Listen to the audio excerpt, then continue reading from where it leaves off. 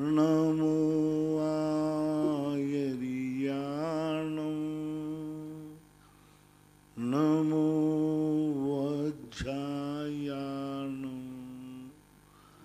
नमो लोये सव्यसाहूणं।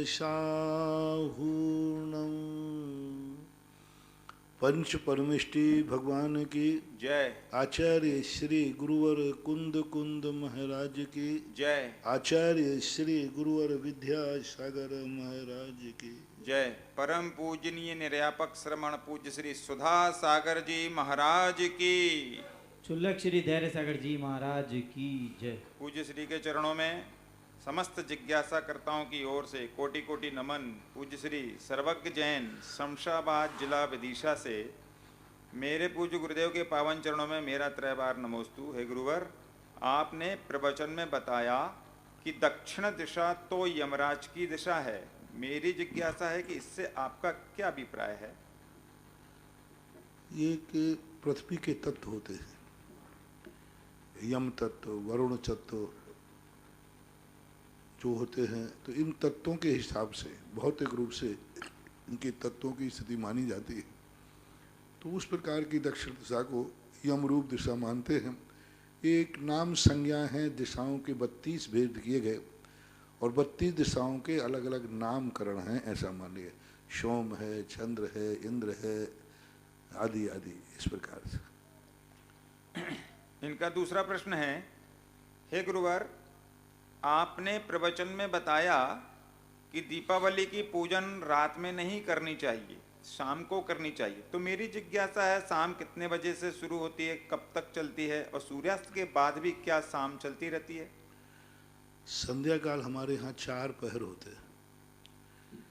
तो जो हमारे यहाँ जो शाम का पहर चालू होता है वो 3 बजे से चालू हो जाता है। दिन अस्त के ऊपर रहता है। दिन अस्त जितने बजे होता है उससे 3 घंटे पहले अंतिम पहर को संध्या काल के रूप में हम लोग आगम से लिया जाता है। ये मध्याह्न काल चल रहा था, बीच में चलता है, फिर अपराह्न काल चलता है, ढलता हुआ काल, फिर संध्या काल चलता है। संधि काल और संध्या काल में अंतर होता है। इसके दूसरा नाम गोधूली काल भी है। गोधूली काल भी लगभग 3 से लेकर के दिन अस्त होने के पहले गाय जब खेत से चर कर के लौटती है, तो इसी काल में उनको केवल ज्ञान हुआ था भगवान गौतम गणधर को। गौतम गणधर को जो केवल ज्ञान कल्याण हुआ वो तो 3 बजे के लगभग 2 के बाद मान लीजिए। उनका प्रदोष काल संबंध में लिखा है कि अपराह्न काल में हुआ। तो अपराह्न काल जो है मध्य का संधि काल चुनान करके, क्योंकि 12 तक एक पहर हो जाता है, 12 से एक पहर और निकाल दीजिए, 1 2 3। तो इस प्रकार से लगभग 2 3 के बीच में उनको केवल ज्ञान हुआ।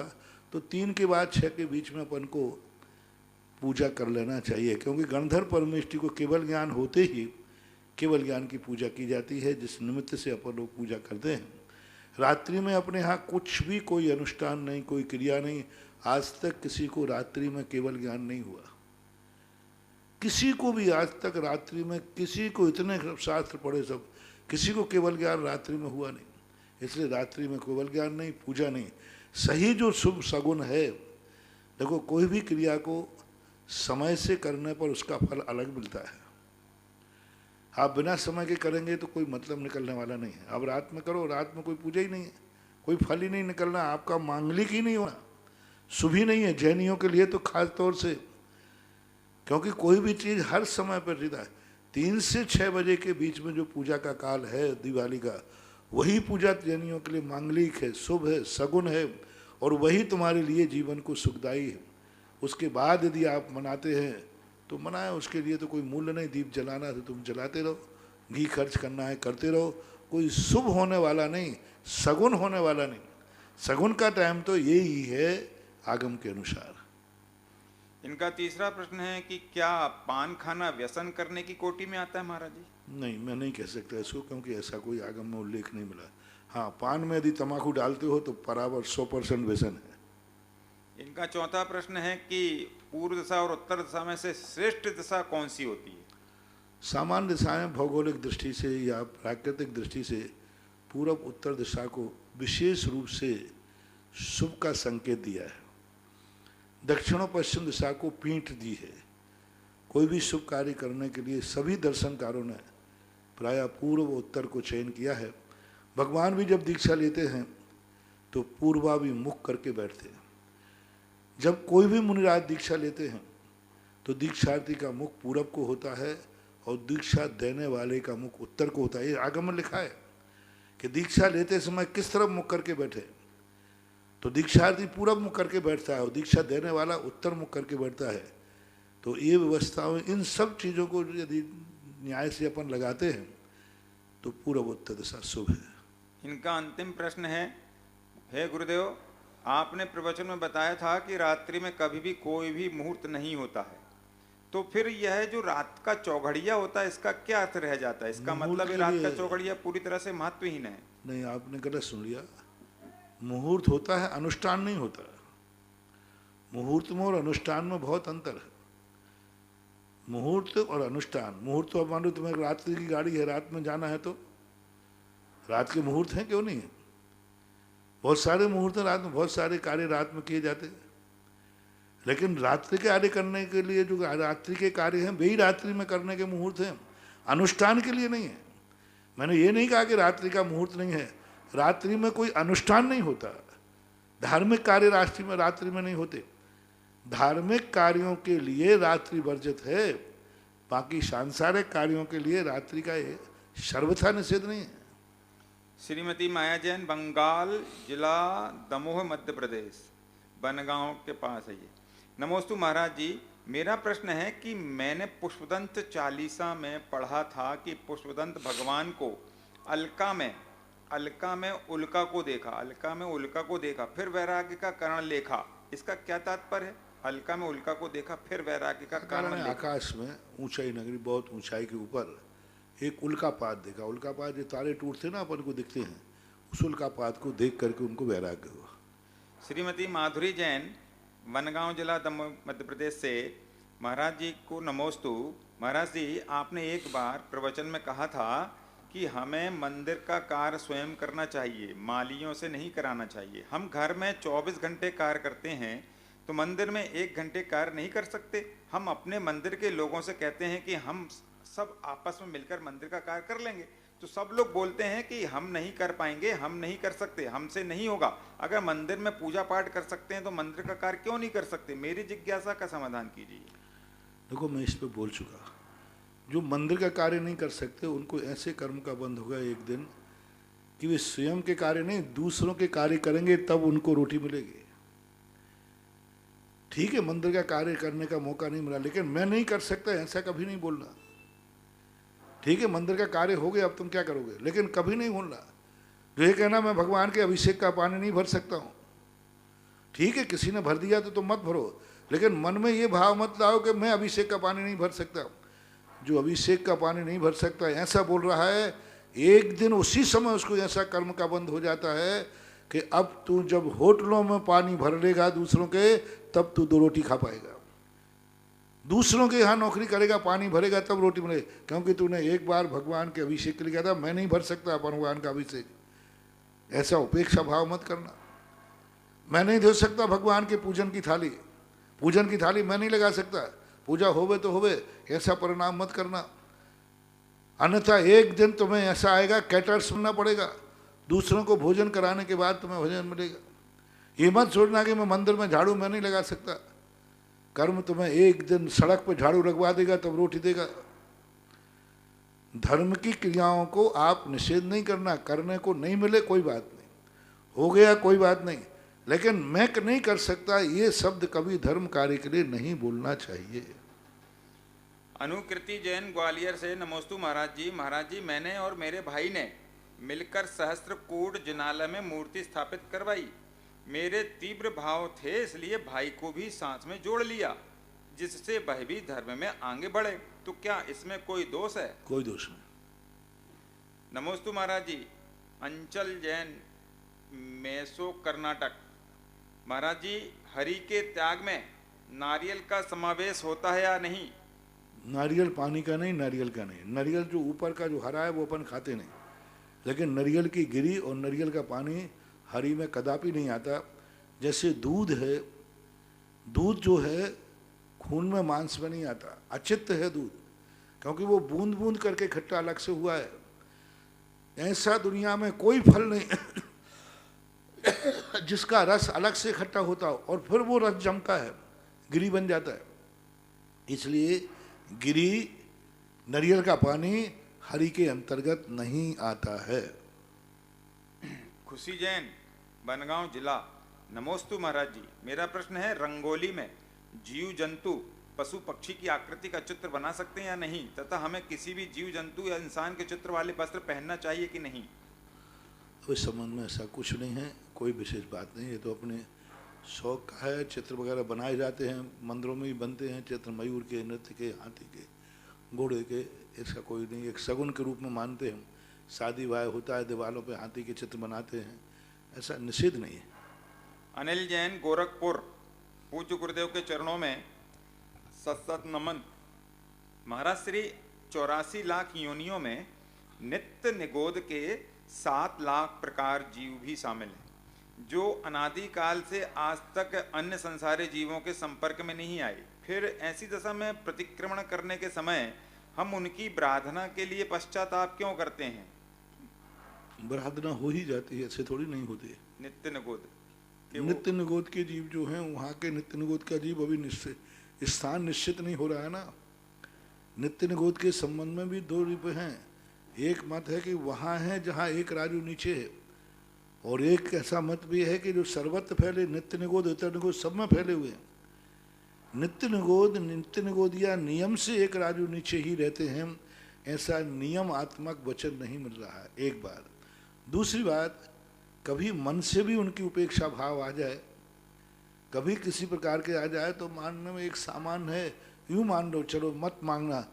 तो अब जैसे आपने प्रश्न किया, अभव्य का कभी कल्याण नहीं होना, तो अपन भगवान से भाव प्रार्थना वाले, भगवान सबका कल्याण हो, तो उसमें बोला अभव्यों को छोड़कर सबका कल्याण हो, ऐसा नहीं बोला, सामान्य भाषा है। अब एक जीव को छोड़ करके मान लीजिए वो नहीं आ रहे हैं, तो भी जब सबको दे रहे हैं तो उनको भी ले लिया जाता है। ये भावनात्मक अपने विचार कहलाते हैं कि हम उन नित्यनोदिया जीवों को भी मन वचन काय से धक्का नहीं पहुंचाना चाहते, उनसे भी हमारा कोई द्वेष भाव नहीं है। सौरभ गदिया, भीलवाड़ा से। नमोस्तु महाराज जी, मेरी जिज्ञासा यह है कि 15 नवंबर को अमावस न मानते हुए, महावीर भगवान का कल्याणक मानते हुए, सांसारिक घर आदि के नींव का मुहूर्त कर सकते हैं क्या? नहीं, देखो अभी इस संबंध में पहली बार मैं बोलता नहीं हूँ, लेकिन फिर भी दिवाली अलग चीज़ है, और कार्तिक का महीना तो वैसे ही नींव के लिए ठीक नहीं है, इसलिए कार्तिक को टाल दें। अष्टानका के बाद मत्स्य आता है, वो एक आप लोगों की शुभ है, फिर भी आप प्रतिष्ठाचार्य आदियों से बात करना। सुतागम जैन, मध्य प्रदेश। नमोस्तु गुरुदेव। जैन रक्षा स्तोत्र, वज्र पंजर स्तोत्र और नवग्रह स्तोत्र में, इनमें से सभी स्तोत्र आगम संबद्ध हैं क्या, और इनको पढ़ने के क्या क्या फायदे हैं? काय को पढ़े इन सब उपद्रव में? भक्तांबर स्तोत्र पढ़ो ना, सबसे अच्छा निर्वाद है। भक्त पंजर, ये नाम ही अपन ने बड़े मुश्किल से सुनने में आते हैं। सबसे बढ़िया है भक्तांबर स्तोत्र, स्वयंभू स्तोत्र, एक ही भाव स्तोत्र, ये सब निर्वाद स्तोत्र हैं। ये सामान अपने आप भक्तांबर पूर्णतः 100% निर्दोष स्तोत्र है। अब इन संबंधों में नाम तो मिल जाते हैं, कई बार किसी में विषय कुछ रहता है, कुछ विषय रहता है, अनेक भाई मैं इस संबंध में कभी ना बोलता हूँ ना समर्थन करता हूँ, क्योंकि ये संदेहात्मक होते हैं, इनमें अनेक प्रकार के विकल्प हैं। अब वज्र पंजर नाम दे दिया इन्होंने, अब वज्र पंजर का अर्थ क्या अर्थ लिया जाए वहाँ? अभिषेक जैन मोदी, भैंस देही, जिला बैतूल, मध्य प्रदेश। नमोस्तु महाराज जी, आपकी कृपा से हमारे मंदिर में जहां अभिषेक करने वालों की कमी हो गई थी, वहीं आपके उपदेश से हमारे यहां अब अभिषेक करने वाले धीरे धीरे बढ़ रहे हैं। लेकिन मैं आपके द्वारा दिए गए उपदेशों को आचार्य श्री विद्यासागर जी का नाम देकर लोगों को बताता हूँ, क्योंकि यदि मैं आपके उपदेश आपका नाम लेकर बताता हूँ तो यहाँ के लोगों को उसका ज़्यादा असर नहीं होता, क्योंकि इस गाँव में आपको ज़्यादा लोग नहीं जानते। लेकिन यदि आपके उपदेशों को मैं आचार्य श्री जी का नाम लेकर बोलता हूं तो उन लोगों पर बहुत असर पड़ता है, और वो लोग उन उपदेशों आचार्य श्री को उपदेश समझकर आपको अपने यदि आप को उतारते हैं। किसी को सुधारने के लिए आप भगवान महावीर की भी बोल दोगे तो चलेगा। उद्देश्य शुभ होना चाहिए। श्रीमती सारिका वीरेंद्र जैन तेल वाले, श्रीमती सारिका वीरेंद्र तेल वाले सिरोन से, मेरी गुरुवर के चरणों में सपरिवार नमोस्तु। जिज्ञासा है कि स्वयंभू स्तोत्र के 13वें नंबर के श्लोक में कराल काला व्याल सम कुटिल चाल का काल, मार दिया तुमने उसे फाड़ा उसका गाल। मैं इसमें फाड़ा उसका गाल का क्या अर्थ है? आचार्य ने लिखा है ये पद्यानुवाद, ये स्वयंभू वो भगवान का 13वें नंबर है, भगवान विमलनाथ भगवान का।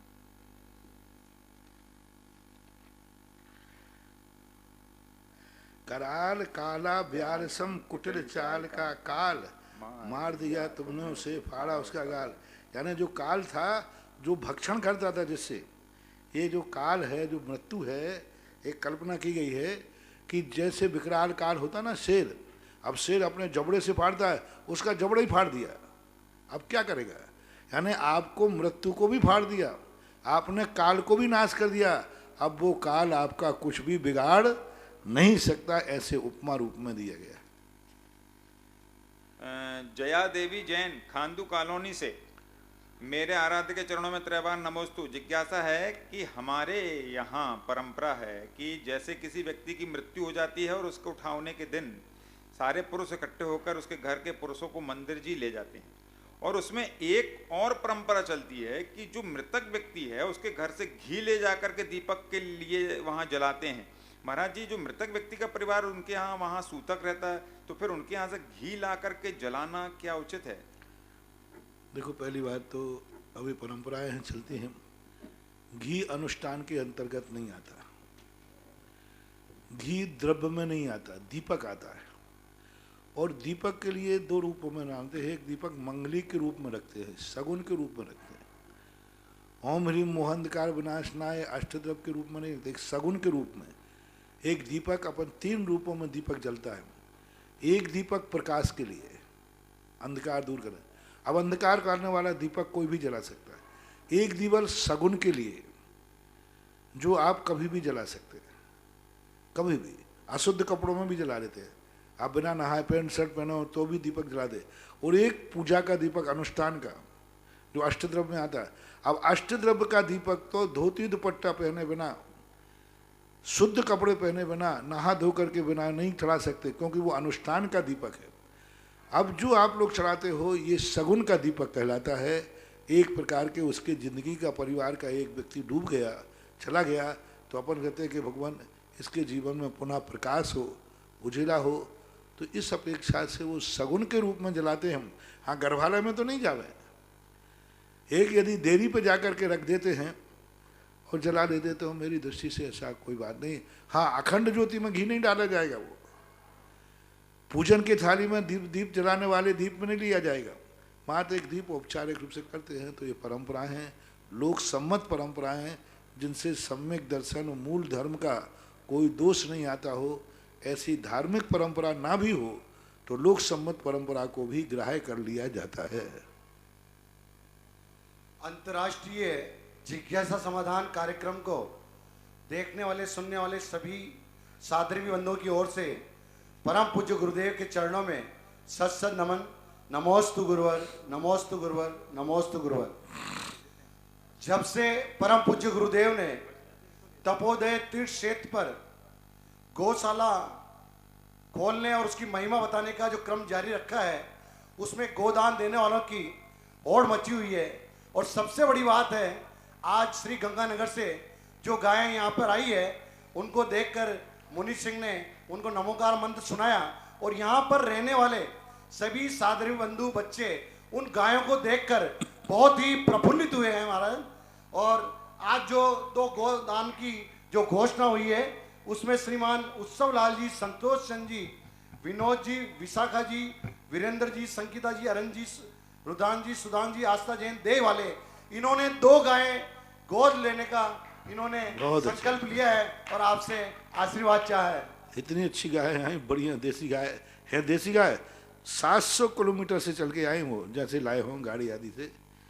और बहुत जर्सी, वो कौन सी गाय बोलते, हाँ बहुत देसी गाय, जर्सी गाय नहीं, जर्सी तो विदेशी होती है, उसका दूध, देसी गाय जो होती है बहुत अच्छी।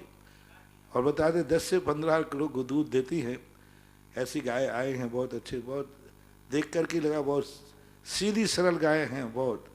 एक श्यामा एक कपला, नाम तो उनके हमने पहले ही दे दिए थे, शारदा और दिव्या, और अब इन दो के नाम और हमने सबके नाम लिखा दिए। उनके नाम बराबर जहाँ वो गाय बंधेगी वहाँ उन गाय का नाम लिखा जाएगा, और नीचे उस पुण्यार्जक का भी नाम लिखा जाएगा। जहाँ भी गाय का स्थान बन रहा है उस स्थान पर एक वो लगेगा, वहाँ लिखा जाएगा यह फलानी गाय है और इसके पुण्यार्जक फलाना सृष्टि है, ऐसा। वृक्षारोपण में भी एक घोषणा हुई 5100 रुपए की ललितपुर से गुप्तदान। प्रथम जिज्ञासा के लिए मैं सबसे पहले पाटन सतना श्राविका किरण जैन पूछती है, नमोस्तु गुरुवर, जिन मुनिराज के आहरक पुतला निकलता है उसके शायिक सम्यक दर्शन नहीं है, और वह आहरक पुतला केवली व शुद्ध केवली के पद मूल से है, क्या उन मुनिराज को उसके निमित्त से अधिक सम्यक दर्शन ज्ञान प्राप्त हो सकता है क्या? छायक संबंध, छायक संबंध नहीं हो सकता। छायक सम्यक दर्शन आहारक पुतला से नहीं होता, वे क्रिया शरीर से नहीं होता।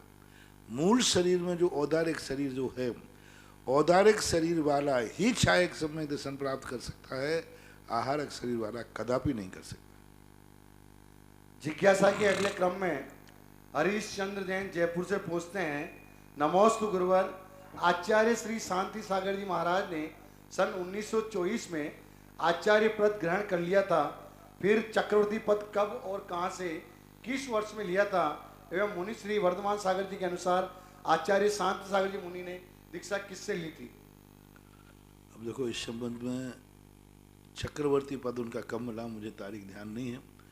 वे तो चक्रवर्ती के महाचक्रवर्ती थे, चार चक्रवर्ती, उनकी तो सारी उपाधियां फीकी पड़ जाती हैं। पूज्यवर शांति सागर महाराज का आचार्य तो बहुत बहुत बहुत आचार्य थे, उनकी महिमा कहाँ तक गाएं। और रही बात उनको दीक्षा का संबंध में, तो दीक्षा के संबंध में उनके कई प्रकार के विकल्प मिलते हैं। देवेंद्र कीर्ति करके कोई भट्टारक थे या वो किस प्रकार के थे, पूरा ज्ञान तो हमें है नहीं। लेकिन सन 1932 में सोलापुर के एक बंसीधर जी ने शांति सागर चरित्र करके लिखा है, उसमें उन्होंने 2-3 वर्णन किए। एक सिद्ध सागर मुनिराज का वर्णन किया, वो गृहस्थ अवस्था में जब आचार्य महाराज थे उस समय। अब दीक्षा के समय देवेंद्र कीर्ति का विशेष प्रकार मिलता है। और इस संबंध में जैसे आपने कौन महाराज बता रहे, वर्धमान थे? हाँ, वर्धमान सागर। तो वर्धमान सागर मुनि दीक्षा किससे ली? तो उन्हीं से वर्धमान सागर ने क्या बताया? वर्धमान सागर जी के अनुसार आचार्य शांति सागर जी मुनि महाराज ने दीक्षा किससे ली थी? तो अब तो ये तो वर्धमान सागर महाराज जैसे आप पूछें उनके अनुसार मैं कैसे बता दूं? जिज्ञासा के अगले क्रम में सारांश जैन कैथून पूछते हैं, नमोस्तु गुरुवर, नई दुकान की शुरुआत करने के लिए दुकान के अंदर कौन सी धार्मिक या मांगलिक क्रियाएं करनी चाहिए? हम इस संबंध में कुछ जानते नहीं, बस यही है कि मिथ्यात की क्रिया मत करो। कल मैंने आपको कह दिया था थोड़ा संकेत में कि कोई भी क्रिया करो, संक्षेप में सब समझो, चाहे दुकान का नागल करो, चाहे कोई भी नई वस्तु का निर्माण करो, भूमि पूजन करो, घर का नागल करो, कोई भी कार्य नया करो, मंदिर जी में जाकर के शांति धारा करो, विधान करो, एक कलश की स्थापना कर लो, पंचमावा विराजमान करो। पंचमावा मखाने मत डालना, बादाम आदि ये पंचमावा मिश्री आदि डाल करके और उसको पूजा के स्थान पर मारने पर विराजमान करो। और एक विधान करके अंत में कुछ पुष्प जो विधान करने के बाद उसी थाली में से, अलग से पहले से बचा के मत रखना, उसी थाली में बचे हुए से साक्षतों को एक कटोरी में ले जाओ और गाजे बाजे के साथ वो कलश ले जाओ और कलश को दुकान पे मकान पे विराजमान करो। और जो शेषाक्षत पुष्प ले गए हो वो सब में छेपण कर दो, ऐसे फेंक करके मांगलिक कुर्वन्तु ते मंगलम, कुर्वन्तु में मंगलम, कुर्वन्तु ते मंगलम, बस। और ज़्यादा है तो मंगल पाठ पूरा पढ़ लो। मंगलाष्टक है, मंगलाष्टक पढ़ते हुए पुष्प फेंक दो, पर इससे ज़्यादा कोई ये भी विधि नहीं है, ये शगुन है, मांगलिक है ऐसा। अगली जिज्ञासा ऑडियो के माध्यम से। परम पूज्य निर्यापक श्रमण मुनि श्री एक्सपर्ट सुधासर जी महाराज श्री जी के चरणों में कोटिशाह नमोस्तु। महाराज श्री जी 8 वर्ष अंतर मुहूर्त में जो दीक्षा धारण कर लेते हैं वे मुनि महाराज पूर्व भाव में कौन सी भावनाएं भाते हैं जो उनके इतनी कम उम्र में दीक्षा के भाव होते हैं। साथ ही कुछ समय बाद जब उन्हें केवल ज्ञान हो जाता है तो उनके शरीर की लंबाई उतनी ही रहती है या बढ़ भी सकती है। कृपया जिज्ञासा का समाधान कीजिए। नमस्ते। जो छोटी उम्र में दीक्षा ले लेते हैं वे पूर्व भाव में जिंदगी में कभी गृहस्थी में फंस गए होंगे और उन्होंने पश्चाताप किया होगा, हे भगवान मैंने कौन सा पाप किया जो इस संसार में फंस गया, संसार की गृहस्थी में जंजाल में फंस गया। यानी उनका किसी प्रकार उस गृहस्थी में मन नहीं लगता होगा और मरते समय उनके मन में परिणाम आया हो, हे भगवान कहीं भी जन्म लूँ लेकिन इस संसार में गृहस्थी के पापों में नहीं फंसूँ, इनमें नहीं फंसूँ, ऐसा परिणाम मरते समय उन्होंने किया होगा। और पूर्व अवस्था में गृहस्थी में हर क्रिया गृहस्थी के कार्यों में हमेशा आरंभ परिग्रह में आलोचना, देखो कितना आरंभ करना पड़ रहा है, कितना परिग्रह करना पड़ रहा है, सब पापों में राग देश कसायों में 24 घंटे व्यतीत होते हैं। कहाँ की उलझन मैंने पाल ली, कहाँ की मेरी मति मारी गई, मैं क्यों फंस गया। अब यदि हमारा भाव मिला तो कई बार भगवान से कहा होगा, हे भगवान मुझे अब कहीं भी जन्म मिले लेकिन मैं इस गृहस्थी में नहीं फंसना चाहता हूँ, संसार से तरना चाहता हूँ। ऐसी पवित्र भावना पूर्व भाव में जो की होगी उसका परिणाम है। कर्म ने कहा कि मैं तुम्हें ऐसे स्थान पर भेजूंगा कि गृहस्थी में फंसने के पहले ही तुम्हारे मुनि बनने के भाव आ जाएंगे। यही सामान्य कारण बताया जा सकता है क्योंकि सुदर्शन चरित्र में ऐसे परिणामों का संकेत मिलता है कि व्यक्ति को आज जो उपलब्धि हो रही है नियम से उसने पूर्व भाव में कोई ना कोई परिणाम किया है। जिज्ञासा के शरीर की ऊंचाई जो है केवल ज्ञान होने के बाद, जो केवल ज्ञान के पूर्व तक तो बढ़ सकती है, केवल ज्ञान होने के बाद ना तो 1 इंच घटती है ना 1 इंच बढ़ती है। यहाँ तक कि नख केस जो जिंदगी भर बढ़ रहे थे केवल ज्ञान होने के बाद नख केस भी नहीं बढ़ते। जिज्ञासा के अगले क्रम में श्रेष्ठी श्री अरुण जी मालवीय खांडू कॉलोनी बांसवाड़ा। नमस्ते महाराज जी, मेरी जिज्ञासा है महाराज जी, एक बार आपने ब्यावर में प्रवचन में कहा था कि रावण ने अपनी इच्छा से लंका बसाई थी, जबकि रावण विद्याधर था और रावण भूमि गुजरों को तुच्छ मानता था। रामचंद्र जी को वो मानता कि भूमि गुजरी है, तुच्छ है, वो क्या मेरे से लड़ेगा। तो वो विद्याधर मतलब ऐसा सोचते हैं तो उन्होंने मतलब भूमि पर लंका क्यों बसाई, और जो जहाँ रहते हैं कहाँ रहते हैं वो, और जहाँ रहते हैं वहाँ की व्यवस्था कैसी है, यहाँ जैसी है, और क्या मुनि दीक्षा ले सकते हैं वो। विद्याधर श्रेणी में विद्याधर थे वो, पर विद्याधर लोगों रावण ने अपना एक अलग से लंका कोई विद्याधर में नहीं आती विद्याधर, लेकिन अपनी मर्जी है, विद्याधर स्थान छोड़ के जा सकते हैं। कई विद्याधर लोग विद्याधर छोड़ करके भूमि गोचरी बन गए, पर भूमि गोचरी नहीं बने, विद्याधर ही रहेंगे। विद्याधर लोग भी जमीन पे ही रहते हैं, पृथ्वी पे उनके मकान होते, पृथ्वी पे चलते हैं। वो तो जब कोई विशेष रूप से आकाश मार्ग से जाते हैं। तो रावण ने अपना ये चिंता बना, जैसे आजकल लोग अपने पैतृक मकान छोड़ करके फार्म हाउस में चले जाते हैं, चेरापूंजी चले जाते हैं, एचलकरंजी चले गए, आसाम चले गए, कहीं ना कहीं चले जाते हैं।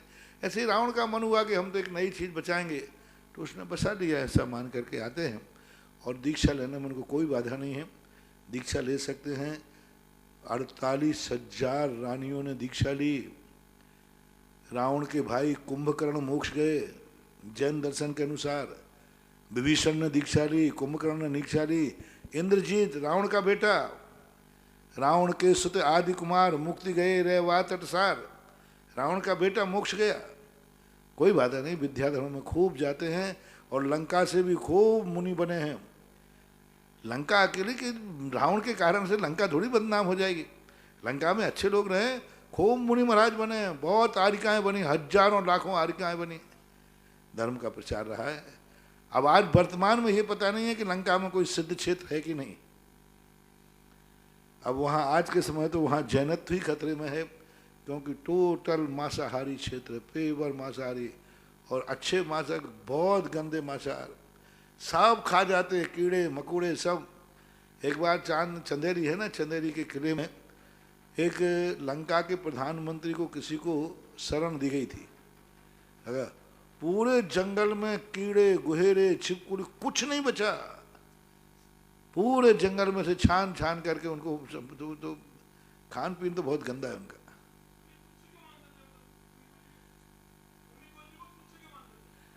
भूमि गोचरी शब्द का अर्थ है कभी भूमि पे ही चलते हैं, भूमि पे रहते। वो आकाश में चलते विद्याधर है, वो तो उसका अहंकार था।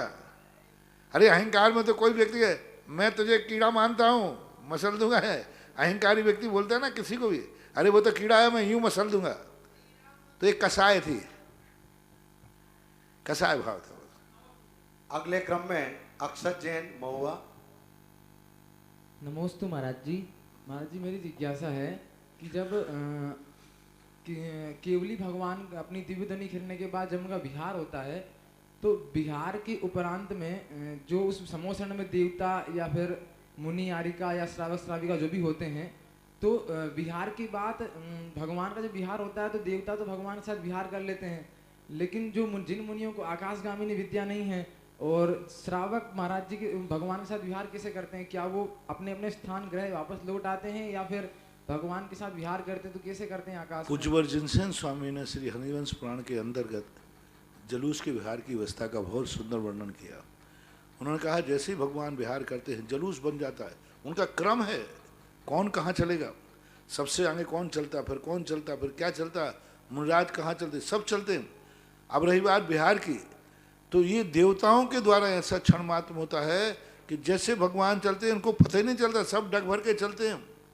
लेकिन वो देवता ऐसी माया कर देते हैं कि जिनको कोई विद्या नहीं है, कोई शक्ति नहीं है, त्रियंच पशु भी, हाँ कुत्ते बिल्ली आदि ये सब भगवान के साथ विहार करते हैं। सब 12 सभाओं के जीव, जिनको नहीं करना वो चले जाते हैं, जिनको करना है वो भी 5000 धनुष ऊपर, जमीन पे नहीं, साक्षात आकाश में। हाँ आकाश में चलते हैं। अपन लोग सब चलते, भगवान की माया है, सब बड़ों के यार में अपन को भी बंधे हो जाते हैं। सब छोटे छोटे जीव, सांप हैं, संगी पंचेंद्री है, शेर चीते, सब आकाश मार्ग से देवों की एक सारी व्यवस्थाएं होती हैं। वहाँ उज्ज्वल नेमिचंद महाराज ने त्रिलोक सार के अंदर कहा वैचित्र वर्णन है, हम कुछ वर्णन कर ही नहीं सकते। अपन प्रश्न उठा सकते हैं कैसे होता होगा, वहाँ सब कुछ ऐसा होता है कि दांतों तले उंगली लोग दबा लेते, ऐसा कैसे होगा। 5000 धनुष ऊपर आकाश में समूषण कैसे रचेगा, जमीन से कोई पिलर नहीं है। तो ये देव 5000 धनुष ऊपर असंख्यातों देव मनुष्य बैठे हैं। 5000 धनुष ऊपर पहले चढ़ना है, पहले तो बताओ 5000 धनुष पूरे, अब वो सांप कुत्ते बिल्ली कैसे चढ़े और बूढ़े लोग भी कैसे चढ़े। 5000 धनुष कितना हो गया, 5000 धनुष का अर्थ हो गया, एक धनुष 4 हाथ का होता है ऊपर आकाश। 5000 भगवान कभी नीचे नहीं आते। 5000 धनुष जिस एक बार केवल ज्ञान के बाद पहुंच गए, 5000 से नीचे कभी नहीं उतरते, ऊपर नहीं जाते, उनका लेवल फिक्स रहता है। तो अब एक धनुष 4 हाथ का हो गया, तो 5000 धनुष कितने हो गए, 20000 हाथ। 20000 हाथ और 20000 का ड्योड़ा कर दो, 30000 फीट ऊंचे भगवान बैठे। 30000 फीट, 30 फुट मत लेना, 30000 फीट, यानी एक में 10 मंजिल का एक फीट का एक मान लें, तो 30000 में 10 का भाग दिया तो कितना हो गया, 3000 मंजिल ऊपर भगवान बैठे हुए हैं। अब अपन चढ़ के दिखाओ 3000 मंजिल इतने में, और सीढ़ियां कितनी, 5000 सीढ़ियां हैं। 20000 सीढ़ियां, एक हाथ की एक सीढ़ी है, एक हाथ की, ये 9 इंची वाली सीढ़ी नहीं है चौड़ी, सीधा एक हाथ की सीढ़ी है। और एक हाथ की सीढ़ी क्षण मात्र में व्यक्ति 20000 सीढ़ियां चढ़ जाता है। अब कैसे चढ़ते हैं, क्या चढ़ते हैं, बस विचित्र है। महाराज जी एक और चीज समझ में नहीं आई थी कि इंद्र भगवान के चरणों के नीचे 15 गुणित 15 225 कमलों की रचना करता है, तो ये 225 ही क्यों है और 15 गुणित 15 क्या है? 15 दिशाएं कहलाती हैं, दिशाओं का एंगल बनता है। जब कोई भी चीज़ गोल बनाएंगे इससे ज़्यादा आप बना नहीं सकते, क्योंकि गोलों कमलों की जो साइज है वो 32 दिशाएं बन जाती हैं, 4, 8, 16 और 32। अब 32 के बाद में कोई गैप नहीं रहा है ना, पीछे वाला गैप तो आएगा ऐसा जैसा अपने यहाँ है ना, तो अंत में जाकर वो टच हो गए। अब इससे ज़्यादा दिशाएं बना ही नहीं सकते, बनाएंगे तो कमल सेट नहीं होंगे। इसलिए वो 32 दिशाओं में भगवान कहीं भी जाएं 7 कदम का ध्यान रखा जाता है। एक तरफ 7 है ना, सामने 7 और सामने 7, बीच में 1, तो जब 7 कदम, तो हमेशा एक 7 कदम का व्यवहार देखा जाता है कि 7 कदम तक ही व्यवस्था की जाती है। तो 7 कदम देख करके और वो आगे चल देते हैं। और एक यूँ मानना चाहिए नियोग है, यूँ मानना चाहिए भगवान पता नहीं कब कहाँ मुड़ जाएं, उनका कौन भरोसा, अपनी व्यवस्थाएं करके रखो। अगली जिज्ञासा नमस्ते महाराज जी। ऑडियो के माध्यम से। नमस्तु नमस्तु नमस्तु। ये मेरे भगवान राम हनुमान का कोटि कोटि प्रणाम। छोटी सी जिज्ञासा है। जिज्ञासा के पहले 1-2 लाइन की पूंजी आपके चरणों में चढ़ा करके जिज्ञासा पूछो। जिनकी वाणी से मिले, जिनकी वाणी से मिले भव्यों को आराम, अरे जिनकी वाणी से मिले भव्यों को आराम, ऐसे जीवित ग्रंथ का, ऐसे जीवित ग्रंथ का सुधा सिंधु है नाम, सुधा सिंधु है नाम। नमोस्तु भगवान, नमोस्तु नमोस्तु। भगवान आजकल जो प्रथा चली है कि हर मंदिरों में 1, 3, 5, 9 वेदी होनी चाहिए। अब वेदी के ऊपर मूर्ति हो तो भी 1 अथवा 3 अथवा 5 अथवा 7 अथवा 9 होनी चाहिए।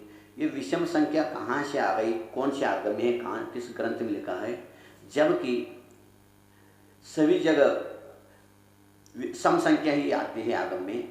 52 जिन चैत्यालय होते हैं नंदीश्वर में, उसमें एक में 108 सम संख्या में मूर्तियाँ होती है। और 80 जिन चैत्यालय होते हैं वो भी सम संख्या में है मेरु पर्वतों में। और एक मेरु में 16 प्रतिमाएँ होती है, वो भी सम संख्याएँ हैं। समोशरण में 4 मुख वाले भगवान को 4 मुख दिखते हैं, वो भी सम संख्या में है। समोशरण में 4 मानस्तंभ होते हैं, वो भी सम संख्या है। एक मानस्तंभ में 4 मूर्ति होती है, वो भी सम संख्या है। सभी जगह सम संख्या है। तो ये विषम संख्या में मूर्तियां तो वेदी होनी चाहिए। ये कौन से आगम में, कान से, कौन से ग्रंथ में लिखा है? कृपया इस जिज्ञासा का समाधान करके। सम संख्या और विषम संख्या का कहीं भी जैनागम में उल्लेख नहीं। एक बात, सम और विषम संख्या में शुभ अशुभ की कहीं कोई चर्चा नहीं, कोई शास्त्र नहीं। ये कोई को भी इस प्रकार का विकल्प नहीं करना चाहिए कि सम मूर्तियां हैं इसलिए अनिष्ट हो रहा है, सम वेदी हैं इसलिए अनिष्ट हो रहा है। नहीं, कदापि नहीं, ऐसा कोई भी उल्लेख नहीं। और इस संबंध में ना तो लोगों को डराना चाहिए, ना भयभीत करना चाहिए, और ना लोगों को डरना चाहिए। क्योंकि जैसे अभी महाराज ने खुद गिना दिए कि हर स्थान पर सम है, सब जगह सम है। मात्र एक लोक रूढ़ी चली है, लोक परंपरा मानते थे, आगम परंपरा में तो नहीं है। लोक परंपरा में क्या मानता है? जनपद सत्य जिसे कहते हैं। तो जनपद सत्य को भी एक बहुत बड़ा सत्य कहा। लोक मान्यताओं में क्या है कि सम पर कोई चीज रोक दी जाए तो आगे विकास रुक जाता है, आगे फिर विकास नहीं होता। इसलिए के अनुसार ही ये परंपरा चली है। और आज भी लोक में ये मान्यता है, लोक व्यवहार में ये लोग मानते हैं कि सम को ठीक नहीं मानते, विषम को मानते हैं। इसका दूसरा, वास्तु के अंदर जब सीढ़ियों का निर्माण की बात आई तो उन्होंने एक विषम संख्या का उल्लेख किया कि ऐसी विषम संख्या इसमें 3 का भाग देने पर भी विषम शेष रहे तो उसके लिए विषम संख्याओं में सीढ़ियों को बनाने की परंपरा मानिए। लेकिन आगम जैन आगम के अंदर कोई ज्योतिष शास्त्रों में भी सम और विषम संख्या के संबंध में कोई चर्चा नहीं है, इसके लिए कोई ज़्यादा मान्यता नहीं देना चाहिए। जिज्ञासा के अगले क्रम में अतिशय जैन मांगलोर से पूछ रहे हैं महाराज। लेकिन कोई विषम करता है तो उसको भी अपन को निषेध नहीं करना। सम है तो डरना नहीं, विषम है तो डरना नहीं, ठीक है, दोनों चलते हैं। अगले क्रम में अतिशय जैन मांगलोर से पूछ रहे हैं, नमोस्तु महाराज जी, क्या सभी जीव राशि समुद्रघात करते हैं? क्या वीरसेन महाराज तो ऐसा मानते हैं? आप अपने विचार से बताएं। कौन सा समुद्रघात? क्या सभी जीव राशि समुद्रघात करते हैं? समुद्र कौन सा समुद्रघात? सभी जीव राशि। सभी जीव कौन सा समुद्रघात? क्योंकि समुद्रघात बहुत होते हैं। कौन सा समुद्रघात आप पूछ रहे हैं? अब हम कहें कि कसाय और वेदना समुद्रघात सभी जीव करते हैं, ऐसा कोई संसार में जीव नहीं है। सर्वार सिद्धि तक के देव कसाय समुद्रघात करते हैं, तो कसाय और वेदना समुद्रघात सभी जीव करते हैं। ये 2 समुद्रघात सभी जीव करते हैं। बाकी मारणांतिक समुद्रघात सभी जीव करें ये कोई नियम नहीं। वैक्रियक समुद्रघात देवों के अलावा कोई नहीं करता। आहारक समुद्रघात मुनिराज पंचम 6ठे गुण स्थान में करते हैं। केवली समुद्रघात सभी केवली करें कोई नियम नहीं है। वैक्रियक समुद्रघात 16वें स्वर तक के लेकर व्यंतरों से लेकर के 16वें स्वर के देव सभी वैक्रियक समुद्रघात करते हैं, यानी विक्रिया करते ही हैं। ऐसा उनके लिए कुछ नियोगी कार्य ऐसे हैं, जैसे अष्टांगा में नंदीश्वर जाना है तो सब देवों को जाना ही है, वो वैक्रियक समुद्रघात करेंगे ही करेंगे, देवों की अपेक्षा। देव राशि सभी करेंगे। आहारक समुद्रघात बिरले मुनिराज करते हैं। मारणांतिक समुद्रघात बहुत कम जीव करते हैं, बहुत कम जीव करते हैं। और केवली समुद्रघात भी जिनको 6 महीने आयु शेष रह गई है और केवल ज्ञान प्राप्त होता है, वे सभी जीव केवली समुद्रघात करते हैं। जिनकी इससे कम और अधिक आयु रह गई है, उनका करना नहीं करना भजनीय है। अगली जिज्ञासा ऑडियो के माध्यम से। परम पूज्य गुरु जी के पावन श्री चरणों में कोटि कोटि नमोस्तु।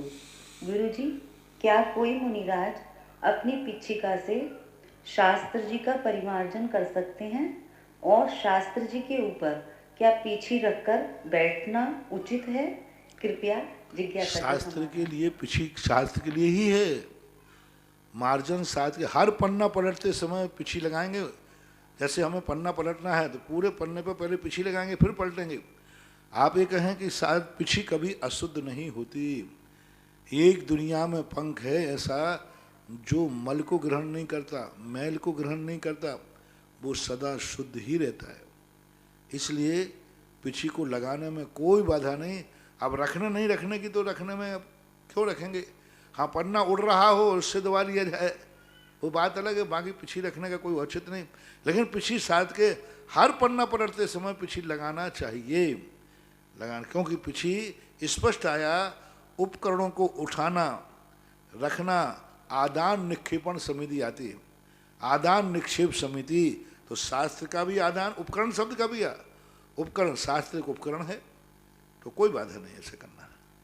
जिज्ञासा के अगले क्रम में कोटा से नविता जैन पूछ रही हैं, नमोस्तु गुरुवर, धर्म ध्यान एक परंपरा से 4 से 7 गुण स्थान तक कहा है, दूसरे मत से 4 से 10 गुण स्थान तक बताया है।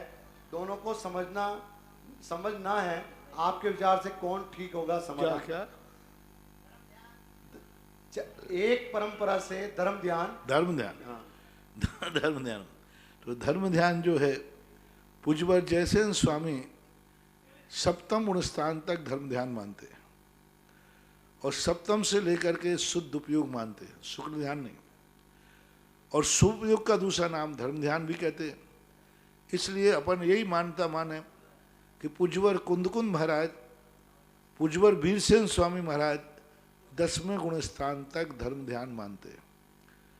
वीरसेन स्वामी महाराज ने तो पूज्यवर ने नाम ही ले लिया, गुण स्थान का नाम ले लिया। पूज्यवर कुंदकुंद महाराज नाम तो नहीं ले रहे हैं, लेकिन वो कह रहे हैं शुद्ध उपयोग निराश्रवी।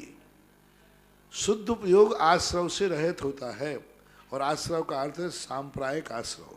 इरियापद को आश्रव को कोई विशेष आश्रव नहीं मानते। सांप्रदायिक आश्रव होता है तो 10वें गुण स्थान तक होता है। इस पारिशेष न्याय के अनुसार पूज्यवर कुंदकुंद स्वामी भी 10वें गुण स्थान तक धर्म ध्यान मानते हैं, लेकिन अन्य आचार्य तो अब ठीक है, अपन को जैसा है। चांदखेड़ी अतिथि क्षेत्र पर असीम कालीन भक्तामृत विधान के लिए घोषणा आई है। श्री निखिल जैन, रिद्धिमा जैन वैवाहिक वर्षगांठ पर निर्मल नीता अजमेरा, नव्या अजमेरा सहपरिवार कारवर नवी मुंबई, आपने 51,000 रुपये की राशि से असीम कालीन भक्तामृत विधान चांदखेड़ी के लिए घोषणा की है। आपके दान की बहुत बहुत अनुमोदना। जिज्ञासा के अगले क्रम में श्रीमती सोनाली जी जैन, कांदो कॉलोनी बांसवाड़ा। मेरे आराध्य गुरुदेव के चरणों में बारंबार नमोस्तु नमोस्तु नमोस्तु। हे गुरुवर, आपने एक बार प्रवचन में कहा था कि बच्चों के लिए कोई अलग कमरा नहीं होना चाहिए, उनको माता पिता से अलग नहीं सुलाना चाहिए। तो ये बात 8 साल से छोटे बच्चों के लिए लागू होती है या बड़ों के लिए? अगर नहीं तो अगर बड़े बच्चे लड़ाई करते हैं अलग सोने के लिए, तो उनके लिए क्या करना चाहिए? 8 साल के पहले तक नियामक ही है, नियम से करना चाहिए। 8 वर्ष के बाद फिर अपनी व्यवस्थाएं जैसी होती है वैसी करना चाहिए। 8 वर्ष तक बच्चा क्योंकि अपनी स्वयं की एनर्जी नहीं लेता, माँ बाप से एनर्जी लेता, माँ बाप से संस्कार लेता है। जितनी निकटता उसको माँ बाप की मिलेगी उतने ही वो माँ बाप के प्रति वफादार होगा, संस्कारवान होगा, और कुल की परंपरा को वो संभालने का प्रयास करेगा। 8 साल के बाद भी फिर आपकी व्यवस्थाएं सोते हैं तो कोई बाधा नहीं है, जैसे अगली जिज्ञासा ऑडियो के माध्यम से। ललितपुर से शीर्षन जैन अनोरा परिवार का मेरे गुरुवार आगम के अनुसार समाधान करने वाले निरापक मुनि पंडित श्री सुदासा महाराज को त्रिवार नमोस्तु।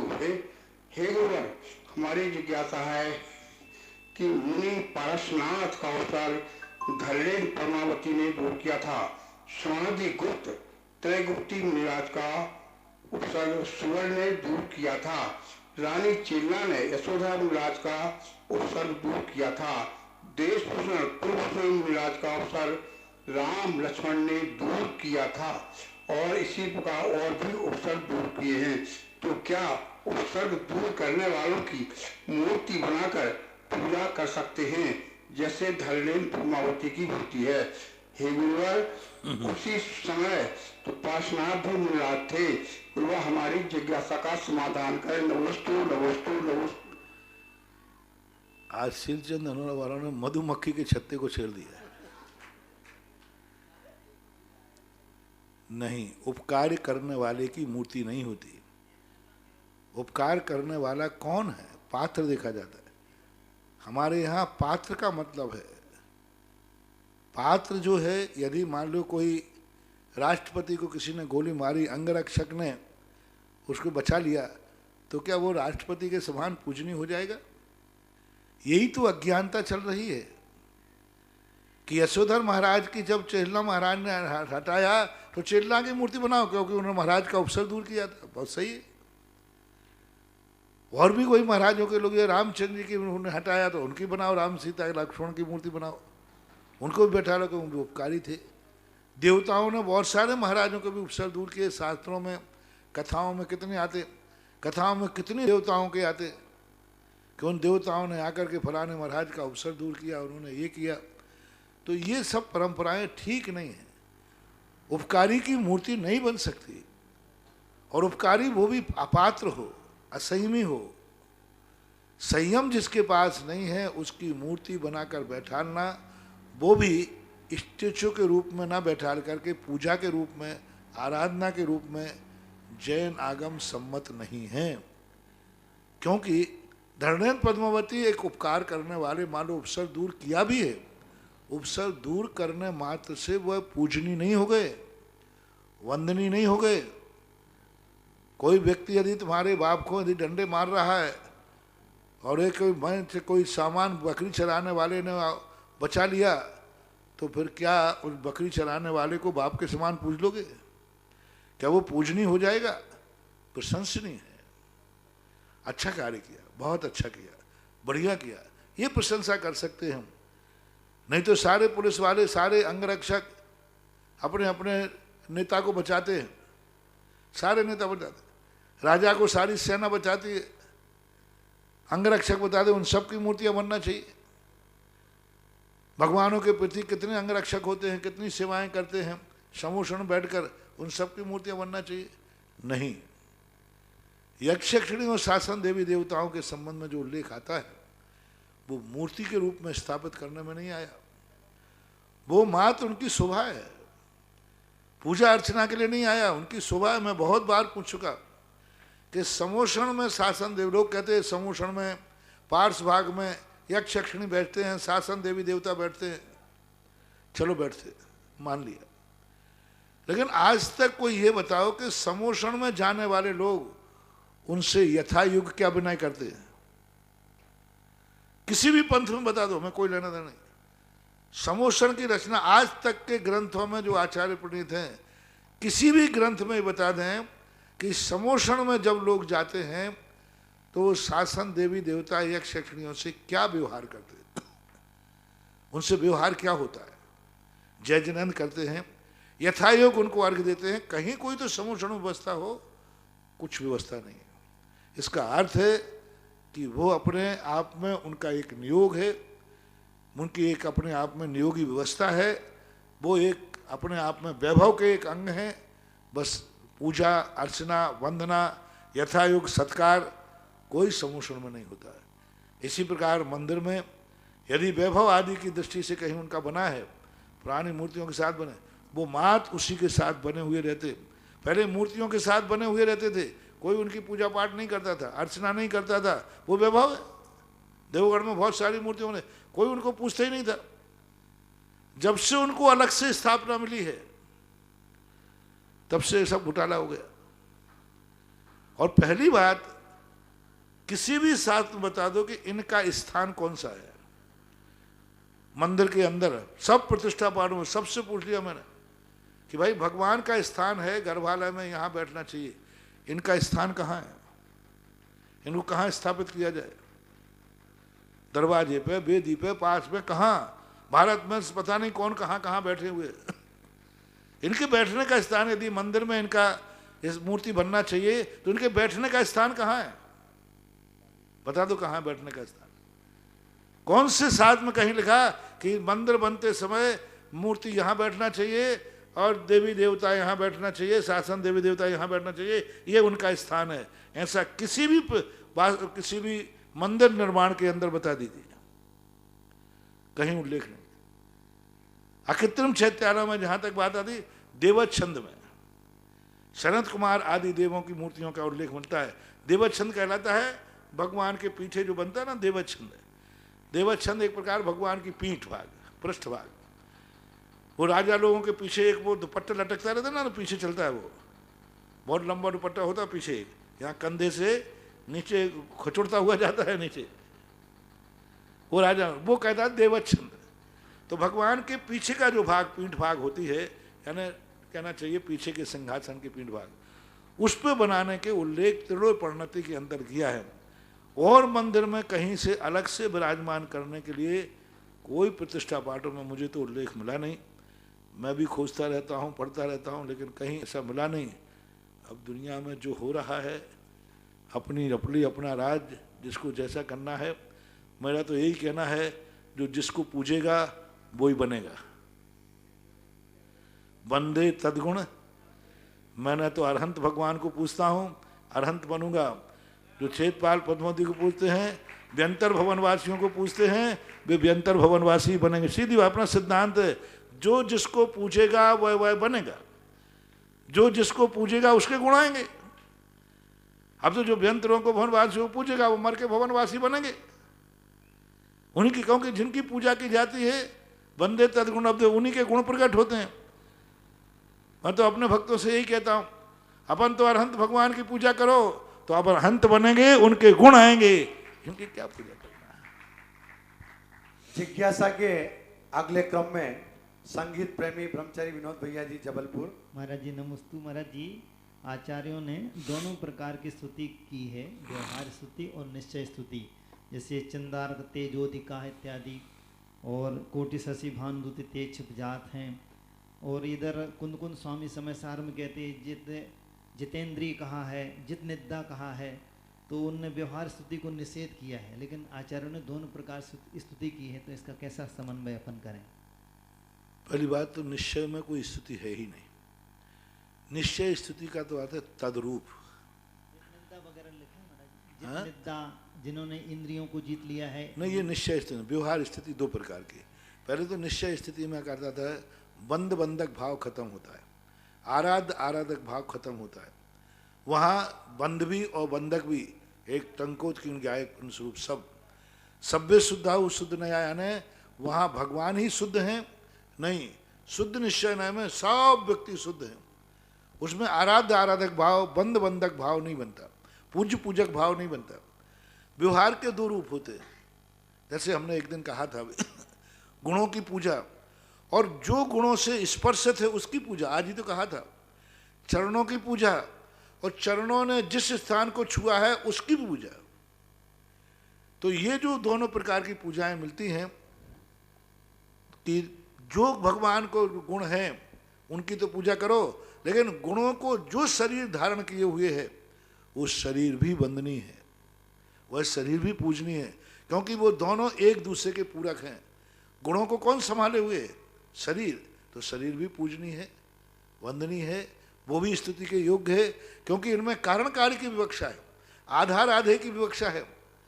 जैसे घी का घड़ा होते ही घड़ा मिट्टी का होता है, फिर भी घी रख देने पर घी का घड़ा हो जाता है। इसी प्रकार से शरीर में जब गुण आ जाते हैं तो शरीर भी पूज्यता को प्राप्त हो जाता है। तो एक गुणात्मक स्थिति और एक गुणों को शरण देने वाला शरीर आदि की स्तुति, यानी परंपरा से स्तुति। हालांकि कुंद कुंद भगवान ने इस पर शरीर की स्तुति, शरीर की स्तुति करने से भगवान की स्तुति नहीं हो गई, ये तय है, बिल्कुल सही है। क्योंकि उनका जो कथन है गुणों की पूजा करो, हमें गुण चाहिए है, हमें शरीर नहीं चाहिए। लेकिन व्यवहार पक्ष कहता है जब तक शरीर नहीं होगा, घड़ा नहीं होगा तो घी रखोगे काय में? शरीर नहीं होगा तो तुम रत्नत्र पालोगे कैसे? इसलिए दोनों परंपराएं सही हैं। एक में कारण के कारण को भी आराध्य माना गया और एक में साक्षात गुणों को ही आराधना की गई, ऐसा माना। जिज्ञासा के अगले क्रम में कुमारी रक्षिता बगड़ा बिजोलिया। नमोस्तु महाराज जी सिद्ध को निराकार माना गया है, पर जो द्रव्य संग्रह की 51वीं गाथा है उसमें पुरुषा यारो अप्पा मतलब पुरुषाकार बताया है उनको, तो दोनों कैसे संभव है? नट्ठट्ट कम देहो लोया लोये जाणगो दट्ठा, पुरुषा यारो अप्पा सिद्धो जाये लोये सहरथ हो, ऐसा शब्द आया है। तो पुरुषाकार का अर्थ है जब कोई भी आत्मा भगवान सिद्ध बनती है तो इस शरीर को छोड़ती है। तो जब शरीर को छोड़ती है तो वही आकार रहेगा। जैसे कोई सांचा है, सांचे में मोम डाल दिया, अपन सांचे को अलग करेंगे तो उस मोम का आकार क्या होगा? जैसा सांचा था। तो पुरुष नहीं कहा उनको, पुरुषा यारो, पुरुष का जो शरीर का आकार है उस आत्मा का शेप है, निराकार है लेकिन पुरुषाकार है। निराकार इसलिए है कि हमारी आंखों से देखने में नहीं आ रहा है, छद्मस्त व्यक्ति की देखने में नहीं आ रहा है, और आकार ऐसा है कि अरूपी द्रव्यों के भी आकार होते हैं, इस व्यंजन पर्याय कहते हैं। तो वो एक प्रकार का अंतिम शरीर के प्रमाण उनका आकार होता है, ऐसा। नमोस्तु महाराज। जिज्ञासा समाधान कार्यक्रम यहीं पर विराम होता है। आप सभी अपने स्थान पर जिनवाणी स्तुति के लिए खड़े हो जाएं। जिनवाणी के ज्ञान से सूझे लोका लोग, सो वाणी मस्त करूं सवाद ढूंढो, ए जिनवाणी भारती तू इन भोजन